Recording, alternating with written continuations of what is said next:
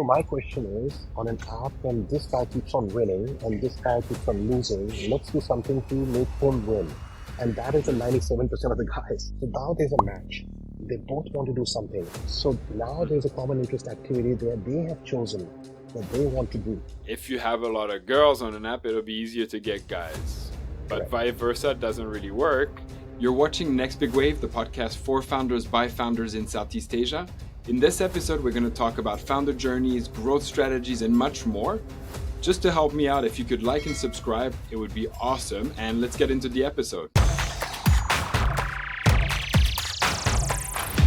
Welcome to this episode of Next Big Wave. Today I'm with Sunny Khurana, the founder of Spark. So Sunny is a very international founder born in India by ways of Australia, New Zealand, and now based in Bangkok. So Sunny and I, we've met each other already. Love your personality, love what you're doing, and I'm super glad to have you on the show. So welcome, Sunny. Thank you very much for having me on the show, Tim. I'm really delighted to be here. Amazing. So, as you probably know, this podcast, we focus a lot on founder journeys. I like to get into the sort of mindset of why someone would do that to themselves to build a startup, because we all know it's not easy. Mm-hmm. There are always these dreams of making it big, but for most people, it's a up and down roller coaster of emotions. It's very hard. You need to be tenacious and all that. So I want to kind of dive into your personality and understand what's making you a good founder right now, and through your journey, what led you to become a founder. So why don't you give us a background about yourself and go into as much detail as you feel like. Well, okay. Well, I come from a small town called Chandigarh, and I come from humble beginnings. My parents were both in working class, and even though they couldn't afford it, they actually still somehow managed to find the money to put me in one of the best schools, most expensive school in Chandigarh. And I think that sort of built a bit of a background, a bit of a foundation for me because I was surrounded by people from very wealthy families who were very ambitious and business owners. So that kind of was a foundation. But my creative side also started there. I was in the school choir. I was very good at singing. Then after that, I went to college, and then after that, I became a DJ. And Cool. but then I realized that all this isn't going to make me rich, and things weren't quite working out for me over there. Then I migrated to Australia with a couple of $100, and I asked my dad, "Can I have some more money?" And he actually didn't give me any more money, which is a good thing because it actually taught me how to be tough. So I landed in Australia with a couple of $100, and yeah, next day I had a job in telemarketing, and then I was delivering bread to trucks. It was pretty rough ride, and I guess that's what prepares me today for the onslaught of chaos that I'm currently going through in a startup. Is when you've Mm-hmm. been and seen there before, it kind of builds up your stamina and helps you grow stronger. And then what you're going through right now is something which you've been there before, and it just kind of helps you. So I wasn't I've had some very good opportunities along the way in experiencing life in terms of professionally and personally. And I was working for the New Zealand government for a while, and then I was working for an Australian government, heading the travel desk, sorry, the business desk for India. It was pretty mingling with the CEOs and ministers and ambassadors and living a pretty high life. I could have stayed there, right? Had a beautiful life there and comfortable life, but it's just something within your personality, which is you're born with it. And I just couldn't enjoy that comfort zone. So I quit that. And then I realized that through my experience that I want to be my own boss. And so um, but that's where my passion for entrepreneurship kind of went in, and I started my first venture. And then that became big quite quickly. I built a strong property portfolio from pretty much nothing. And then I started my second venture as a financial advisor and became one of the best. And so financial freedom was there. I had it easy. I tried retirement for a couple of years. I kind of enjoyed traveling a lot. And I used to travel to Phuket every year for 2 or 3 months, kind of get fit. And so fell in love with Thailand. Went back to New Zealand again. I would put back my weight on. So I felt that there was something not right. My comfort zone wasn't really giving me happiness. So I Mm-hmm. started looking for the next kiosk. And so if it had to be something, it had to be bigger and better than before. And so I decided I want to be on a global scale, and that's how the whole journey started. Now I knew what I was getting into, but I didn't know it was going to be so hard, Tim, because previous ventures were not as strong, and this is just crazy at another level what I'm currently going through. And yeah, so that's how things have started. Really. Yeah, from Yeah, I chaos to recognize chaos. myself in a lot of stuff you described. So humble origins, but exposed to a lot of wealth and lifestyle. Completely agree with that. Hmm. And then like being exposed to the corporate world for me, just as a completely insubordinate type of personality, just did not suit me. So I hear you.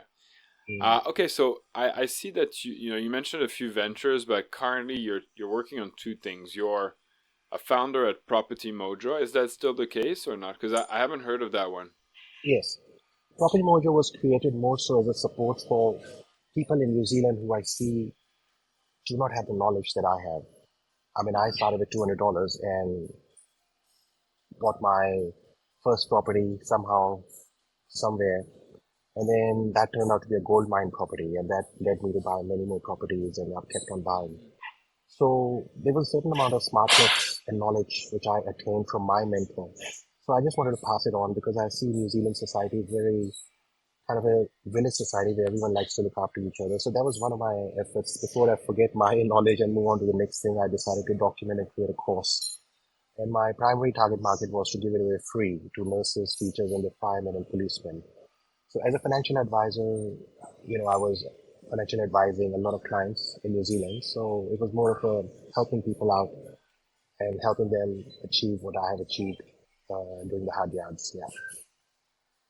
Sweet. So now let's focus on what's really keeping you busy these days, which is Spark. I met you actually at a kind of founder event where you were sort of pitching Spark. I know you were already working on it, but you pitched it, and I really liked your pitch. I love the passion and the backstory behind it. So for our audience who maybe doesn't know what Spark is, could you give me the pitch on what it is, but also the backstory, which I think is really cool. Sure. So when I was looking for my next challenge, I was looking for something which really there are pain points out there and something which is asset light and on a scalable to a global level. Now, I had been hearing a lot of complaints from my travels and conversations with people on dating apps and the pain points. And some of the pain points that came out to me at that point really, really stood out. And I realized that because of my background in as a singer, as a DJ, and as an award-winning filmmaker as well, you know, uh, I realized that my creative mindset, if mixed with my business acumen with experience, could lead to something bigger and better. So the pain points that I identified in dating made me want to take that push in trying to solve these points because I realized that people become pricing insensitive in this world at three times. One is when they are unwell, healthcare. They will spend everything they have to get the best healthcare. Second is weddings. Even the poorest people go and borrow money to get a big wedding done. And the third time when people actually become pricing insensitive is when they are lonely, when they are needing instant gratification, when they want to be sharing exuberance. At that point of time, they become pricing insensitive. So that was one of the reasons as well where I will be able to be in a pull business rather than in a push business. So that's what's the background on why I went into it. So Spark is trying to curb all the pain points that are currently in dating today and with a very common knowledge. It just takes a bit of effort. So we are what we call experiential dating. Dating has been done before, experience has been done before, but they haven't been merged. So we are Mm-hmm. making an experiential dating where we try to connect people on common interest activities. I mean, why would a girl who loves candle making match with a guy who loves light clubbing on your traditional dating apps just because there's attraction by way of looks? But see, looks Mm-hmm. fade. What we are trying to do is build connections, not just matches. And connections happen when you have like-minded thinking, thought process, and that can only come if you go and do something common interest together. So we are trying to actually connect a lady who is into candle making with a guy who sort of appreciates that as well. And they have Mm-hmm. some kind of a common connection, and that can only come over an experience. So we are experiential dating, where we get to connect people over experiences with this experience. So what I mean, I'm familiar with dating. I actually met my wife on Tinder, which is less and less uncommon now. And you're right, it was all based on looks initially, and then you have to make the first step of meeting, see if you bond, etc. How does your app, you mentioned that you're trying to bridge that gap through experiences, but how does an experience sort of make you find the right match easier? Sure. Okay. Let's say, for example, um, you are into yoga, right? Hmm. And imagine you go on a date where your date hates yoga. So that itself is an area of conversation that you cannot have anymore. And it just kind of leads on to many more things that could be uncommon. So the purpose of the traditional apps are currently to connect you basically on your looks or your banter. But we believe that actions speak louder than your words.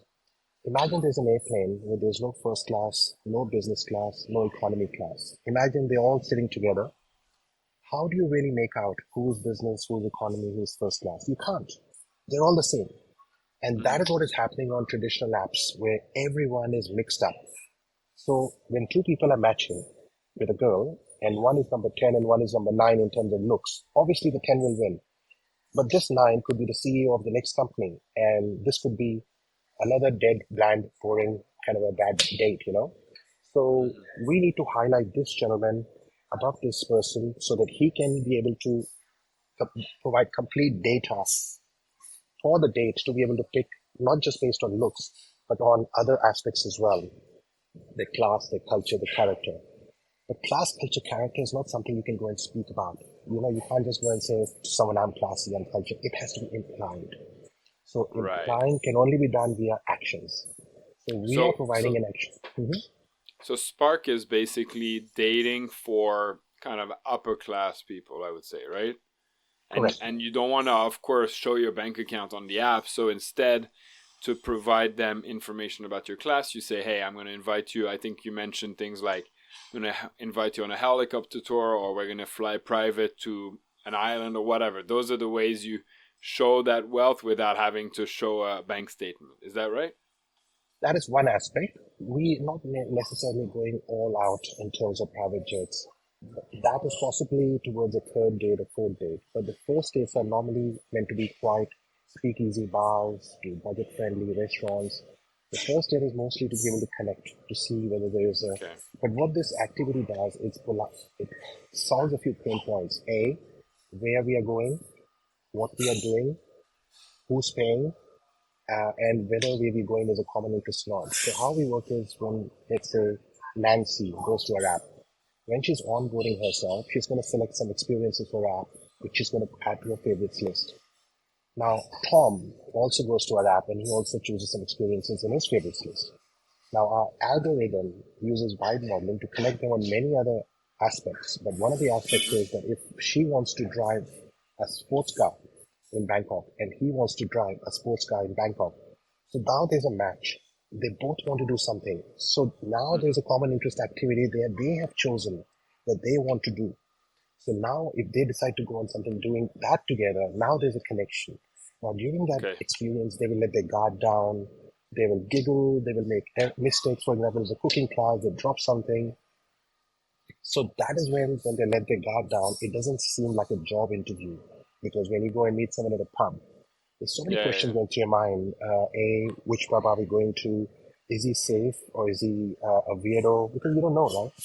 And then Hmm. who's going to pay? Are we splitting the bill? And then what's the agenda for today? Is it a hookup? Is it a long term? What are we doing? What's the intention? So all this kind of gets away when you go and do a common interest activity because now the focus is on the experience and letting things kind of develop organically. Good Okay. conversations, good ambience, safety, and that's why we are invitation only. So we don't just let anyone in. We actually vet people, and we make sure that people who come in are kind of the Soho crowd on steroids. Yeah, Right. for the dating So algorithm. it Yeah, serves the experience actually serves as an icebreaker essentially as well. correct, correct. Okay. Now, Got it. yeah, if you ask a girl out, hey, you want to go out with me? Okay, that's so many question marks. Who am I? Where are we going? What are we doing? And who's, you know, but Over here, a lot of data points are added to the mix, which allows the other Mm. person to actually identify you as a real person before deciding. Yeah. You're providing the data Yeah. points. Yeah. So, by the way, last time I saw you was probably a couple months ago, and you were doing a pre-launch event. Are you live now or not yet? Yes, we are in beta live and we are going alpha Okay. live today. So we Okay. are, as of today or tomorrow, we will have profiles live, bookings experiences live, and now one of the main points of concern that I've had so far was scalability. Because to Mm-hmm. be able to scale to 4,000, 5,000, 10,000 members, we have to have 1:10 ratio experiences. So we have to have a lot of partners. So Right.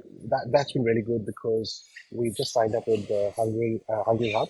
They are the Yep. only provider who provide prepaid fixed price dining Mm-hmm. options at bespoke events. So with that partnership, we'll be able to upload, 1,000, 1,500, partners in one go, which then Yeah. allows Yeah. us the opportunity to reach the masses in Bangkok. Yeah. And imagine if you're having 2,000 dates every weekend through our platform.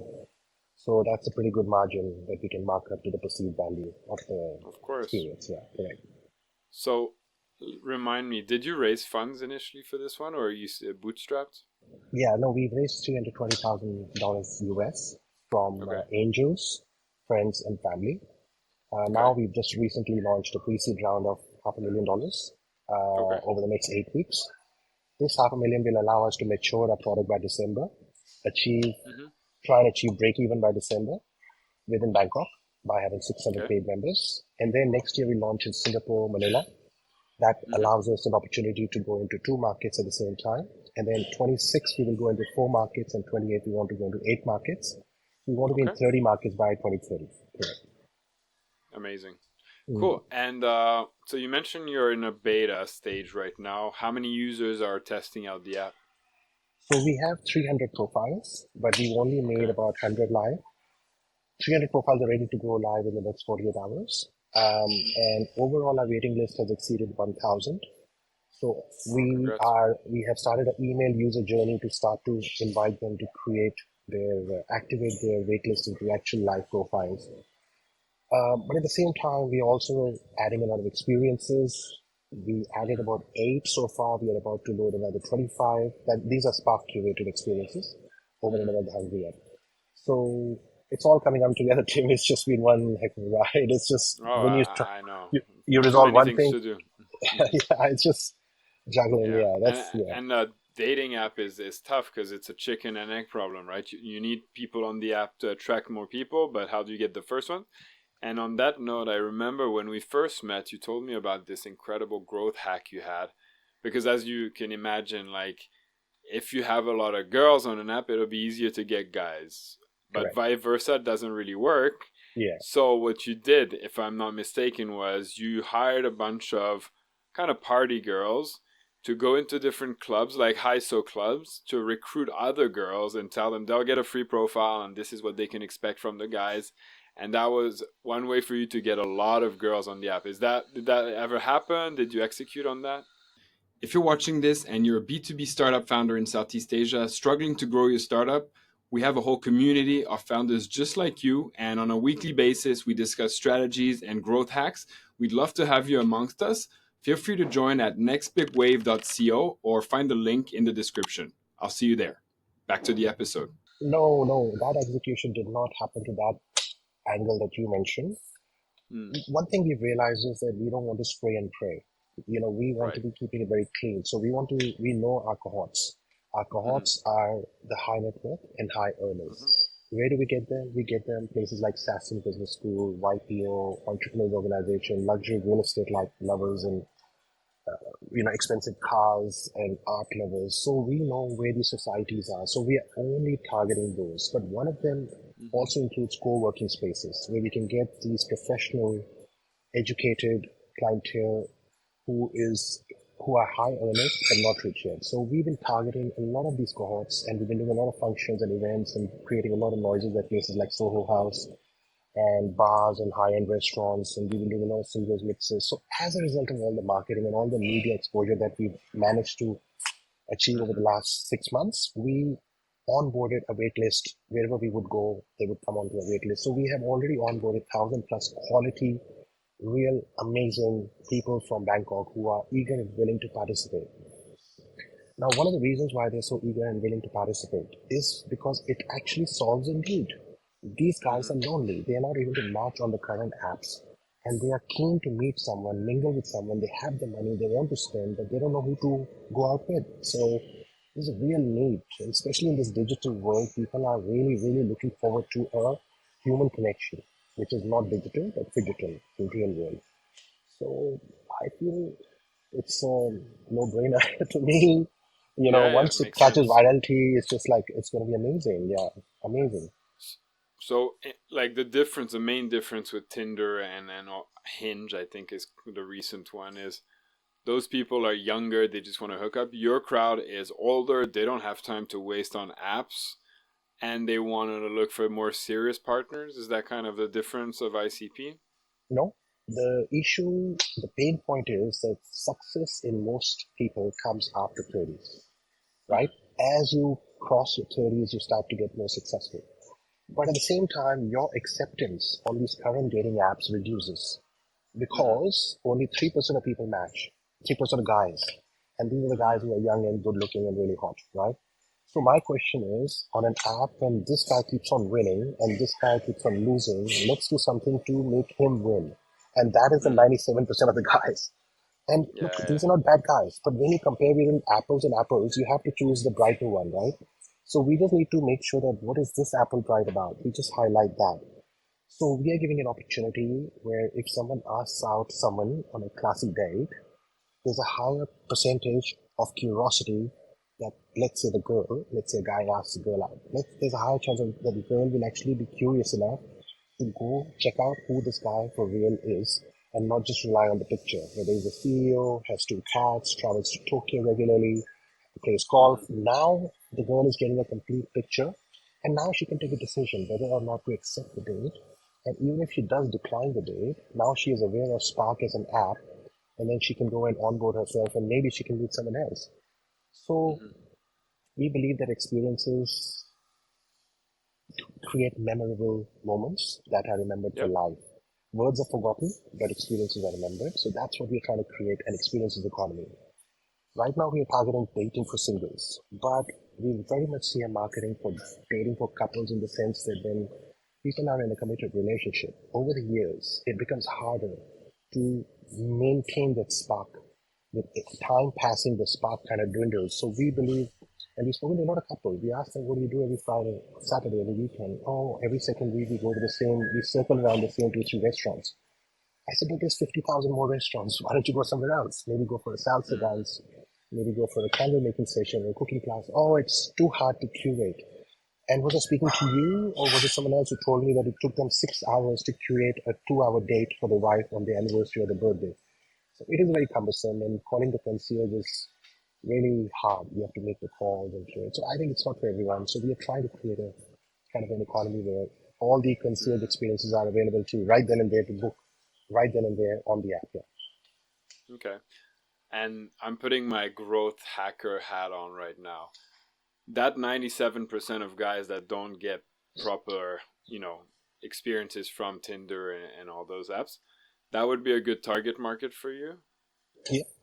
Well, Yeah. the So the top 5% here of that. Yeah. sure, but let's assume that you can have a top of funnel. Let's assume you could capture every single one of those guys who are dissatisfied from Tinder, and Sure. then they sign up, and then you can curate whoever you want to keep or not. That would be valuable to you.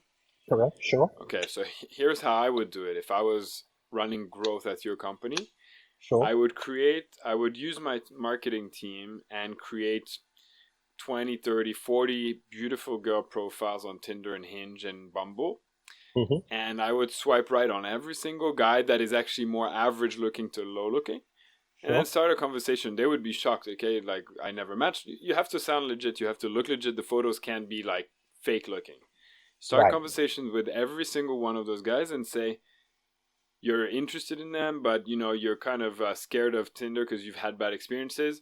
And ask them, do you have any chance you have an account on Spark? That way I can verify that you're real, etc. Right. Boom! All these guys are gonna look up what is Spark, create an account instantly. Correct. That's a, that's indeed a hack which I am happy to discuss more with you offline. Also, Yeah. I like that. Yeah, I think that would work fantastic. I'm sure that's how some of the OnlyFans girls do it as well, like promoting their OnlyFans. But not that Yeah, you're anything related, but it's a way for you to tap that market very easily. sure. You know what's the Any best part any about? other? Yeah, No, go ahead. for me, the best part about dating is that once you have captured one market, then like when we captured Bangkok, for us, going to a new market is just a photocopy model. Our tech doesn't change. It's just that we build some new partnerships and we scale. And then we go to another market. Our tech remains the same. It's just the partnerships that we create. So Hmm. we will go and create more. It's just a marketing play. And that's what I really like about this business, the asset-light model. Yeah.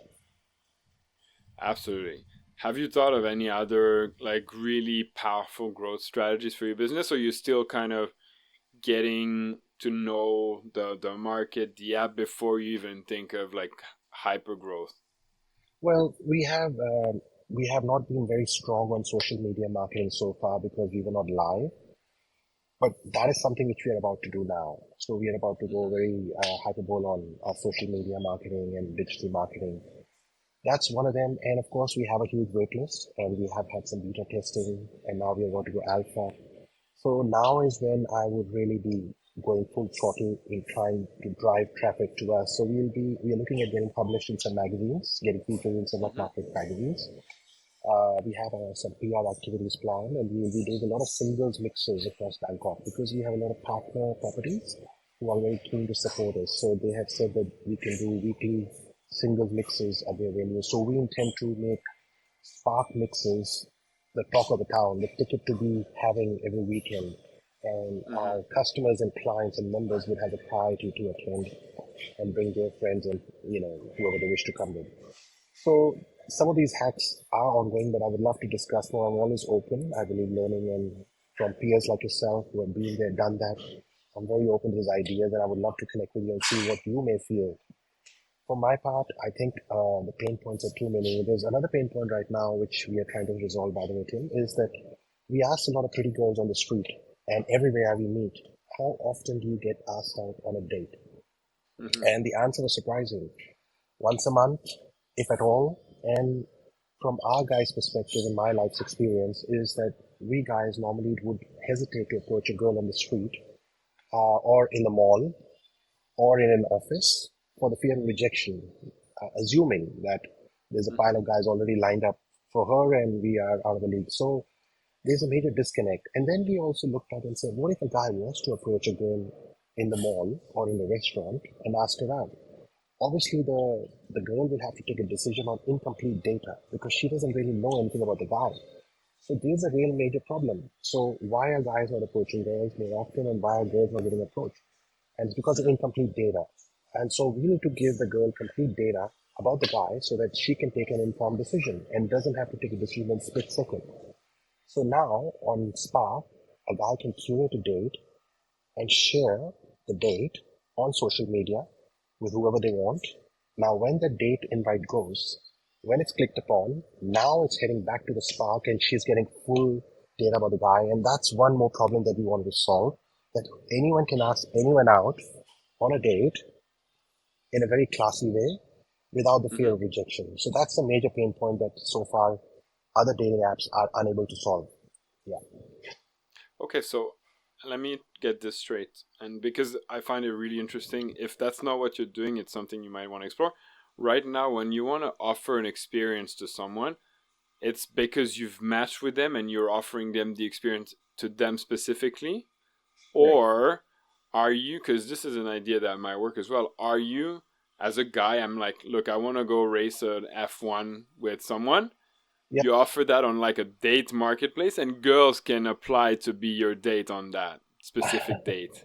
No, yeah. So that is something experience broadcasting. We haven't yet gone to that, but that is on the agenda. I like that idea. I think Yeah, it's cool. I think it's a brilliant idea. In fact, there's an app, something similar in China, which is called 1%. And that is the model behind that app. And that's one of the biggest apps in China, minting money. They called it 1%. 1%, yeah. So basically, Ooh. there's dates put up, and whoever wishes to do that date can come in. But we want to But the example I just gave you was option one, you match with a date who's already on the app.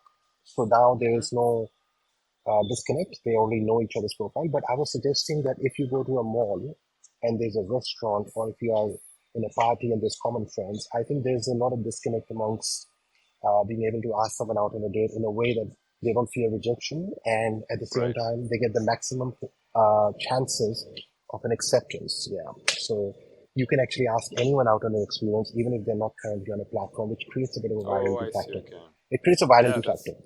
Yeah. for sure, for sure, for sure. Mm-mm-mm. Cool. So now, you've been a founder for quite a while now, clearly gone through some ups and downs. Can you walk me Sure. through some of the ups and some of the downs, just to, because it's not all rosy, right? And I want my audience to understand that a founder's life is difficult. It's rewarding, but it's difficult. So, in your terms, like, what have you faced, like, in terms of adversity? Oh, I don't know where to start. Honestly speaking, when I started out, I thought it's just going to be get an app built, spend some money in marketing, and there you go. Though, from that point to this point, I can tell you it's none of that at all. It's the biggest thing is not giving up. There will be moments you will cry, you will be betrayed, you will feel nothing's working out, and then you have to have that split personality within you, and that other personality has to come out, and you have to look in the mirror, and that other personality has to tell you you cannot give up. So you have to be very well aware of your weak side and your strong side, and you have to let your strong side be able to override your weak side, and that's what's driven us so far. We just don't want to give up.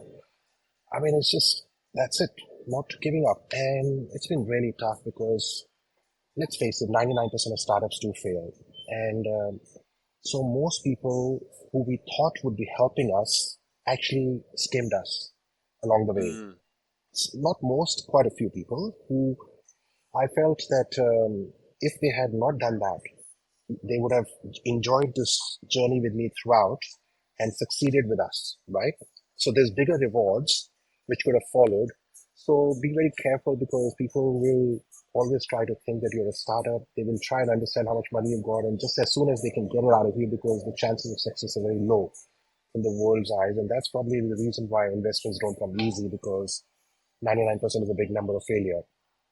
So one thing is persistence, relentlessness, spend a lot of time in solitude, think, think, analyze everything, play chess in your mind, keep the keep things moving in your mind. What if this? What if that? And try and come up with analogies and just don't give up. There is Mm-hmm. nothing easy. I thought it'll be easier than what it has turned out to be, but it's been Yeah, really crazy, yeah. And I think one of the reasons why it is tough is because I chose to come into a totally new market in a totally new country, and it's not just an app. We actually have to form partnerships as well into the physical for world. sure.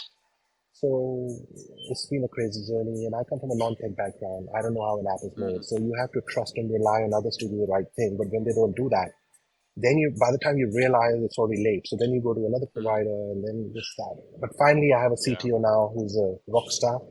He's my co-founder, and he's Okay. driving us. Yeah, he's now we have it all under control. Yeah. And have these experiences altered your perception of business and humanity? Uh, yes, to some extent, yes. Business, I have become a very stronger person, and entrepreneurs have this personality where the more you lose, the angrier you get, and the stronger the comeback you want to go out with, just to show the world that you will not lose. So that one personality is very much required. Regarding humanity, when you are at your low point and you are looking up to these big investors who have substantial capital, and when you don't get the help at that point of time, you just feel a bit angry. But what you can really do is nothing. Yeah, you have to do keep knocking hard and keep persisting, because eventually persistence gets rewarded. Everyone who's successful today has been through the phase that I'm currently going through. Those who gave up, and those who did not kept on going ahead. And from my point of view, I guess the people who are already there are trying to look for this hustle in founders who will not give up, because only people who don't give up, people would want to trust their money with only that kind of a person, right? Not with a person who's willing to give up at the first opportunity. So I always consider these struggles as a test. that I have Hmm. to go through before someone would believe in me. So that kind of drives you forward. That I will continue. Yeah. So Okay. strength of And character. I think in line with that, it could be like throughout your career or in your recent experience. What's the biggest horror story you've lived through in business? Oh God. You mean in my previous careers? In my well, It can be in your overall career up to today. Like if you've had something crazy happen during Spark, that's fine, but it doesn't have to be limited to Spark. well, I don't have any. My whole life has been a crazy experience, to be honest with you. Well, basically, just to tell you, I've been through so much chaos. I'll just try and summarize it in 1 minute. So landed in Australia with 200 bucks, went to my first job interview, was told you can't do it, challenged them for 3 months. They created a position for 3 months. Within 3 months, I became one of the top sales guys in Sydney for the company. And the person they had hired to replace, I mean, who was there, site to me was fired. So that was one chaos because I went to every street, every building. Then I started a new business because I couldn't be in employment. That failed miserably. Then I started another business that failed miserably. So in during those days, I was really, really broke. Yeah, and then Hmm. I had a wife, and she was working till the last days of her pregnancy.